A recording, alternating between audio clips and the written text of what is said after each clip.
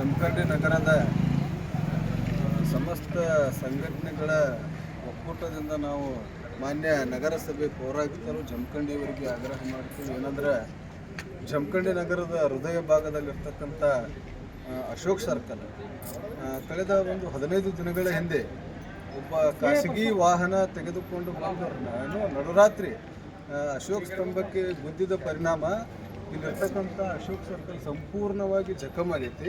ಅಂದರೆ ಸ್ವಲ್ಪ ನೋಡ್ತಾವಲ್ಲ ವಿಡಿಯೋದಾಗ ಗಮನಿಸಿದ್ರೆ ಗೊತ್ತಾಗುತ್ತೆ. ಅಶೋಕ್ ನಾನು ಬಾರ್ಡರ್ ಕೊಟ್ಟರೆ ಸಪೋರ್ಟಿಗೆ ನಿಲ್ಸ್ಯಾರ ಹೊರತು ಈ ಏನು ಸುತ್ತಕದಿರ್ತಕ್ಕಂಥ ಈ ಕಂಬಗಳನ್ನು ತೆಗೆದಿದ್ದೆ ಆದರೆ ಅಶೋಕ್ ಸ್ತಂಭ ನೇರವಾಗಿ ರಸ್ತೆ ಮೇಲೆ ಬಿದ್ದು ಬೀಳುತ್ತೆ.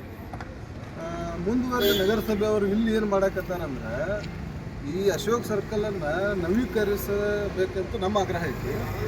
ಅವರು ನಗರಸಭೆಯವ್ರು ಏನು ಮಾಡ್ಯಾರಂದ್ರೆ ಸುಮ್ಮನೆ ನೇಮಕಾತಿಗೆ ಮತ್ತು ಕಾಟಾಚಾರಕ್ಕಾಗಿ ಅದನ್ನು ಪ್ಯಾಚ್ ವರ್ಕ್ ಮಾಡ್ರೆ ಆಯ್ತು ಅಂತ ಹೇಳಿ ಅವರು ಇವಾಗ ಬಂದಿದ್ದಾರೆ.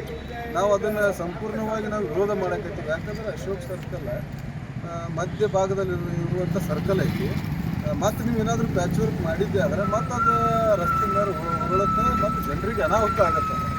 ನಾವು ನಮ್ಮ ಆಗ್ರಹ ಏನೈತೆ ಅಂದ್ರೆ ಮಾನ್ಯ ನಗರಸಭೆಯವರಿಗೆ ಈ ಸರ್ಕಾರವನ್ನು ಇನ್ನೂ ಟೆಂಡರ್ ಕರೆದು ಹೊಸದನ್ನು ನವೀಕರಿಸಬೇಕು.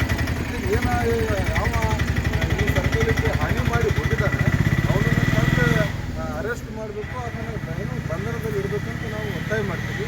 ಒಂದು ವೇಳೆ ಈ ಕೆಲಸ ಆಗದೆ ಹೋದರೆ ಮತ್ತೆ ನಾಳೆ ನಾವು ಬೆಳಗ್ಗೆ ಬರ್ತೀವಿ, ಇದೇ ಸರ್ಕಲ್ದಾಗ ಕೂತು ಅಹೋರಾತ್ರಿ ಧರಣಿ ಜೊತೆಗೆ ಹೋರಾಟವನ್ನು ಮಾಡ್ತೀವಿ ಅಂತೇಳಿ ನಾನು ನೇರವಾಗಿ ಮಾನ್ಯ ನಗರಸಭೆ ಪೌರಾಯುಕ್ತರು ಜಮಖಂಡಿ ಇವರಿಗೆ ಆಗ್ರಹ ಮಾಡ್ತೀನಿ.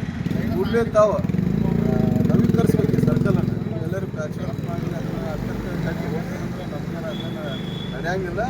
ನೀವೇ ನಿಮ್ಮ ಮನೆಗೂ ಕೊಡೋಂಗಿಲ್ಲ. ಗೌರ್ಮೆಂಟ್ ರೊಕ್ಕ ಹಾಕ್ತೀರಿ, ಗೌರ್ಮೆಂಟ್ ರೊಕ್ಕದ ಪ್ರಕಾರ ಮಾಡಿರಿ. ಒಂದು ವೇಳೆ ನಿಮ್ಗೆ ರೊಕ್ಕ ಹಾಕ್ಲಿಕ್ಕೆ ಏನೋ ಅನುದಾನ ಇರಲೇ ಹೋದ್ರೆ ನಮ್ಮ ಮುನ್ಸಿಪಾಲ್ಟಿ ಒಳಗೆ ನಾವು ಸಮಾಜದವ್ರಿದ್ದೀವಿ, ಏನು ನಮ್ಮ ಕೈಲಿಂದ ಹಾಕಿ ನಾವು ಮಾಡ್ತೀವಿ. ಈ ಥರ ಇದನ್ನು ಪ್ಯಾಚ್ ವರ್ಕ್ ಮಾಡೋಕ್ಕೆ ನಾವು ಬಿಡಂಗಿಲ್ಲ ಅಂತ ತಮ್ಮ ಎಲ್ಲ ನಾವು ಜಮಖಂಡಿ ದಲಿತ ಪರ ಸಂಘಟನೆಗಳ ಒಕ್ಕೂಟದಿಂದ ನಾವು ಆಗ್ರಹ ಮಾಡ್ತೇವೆ.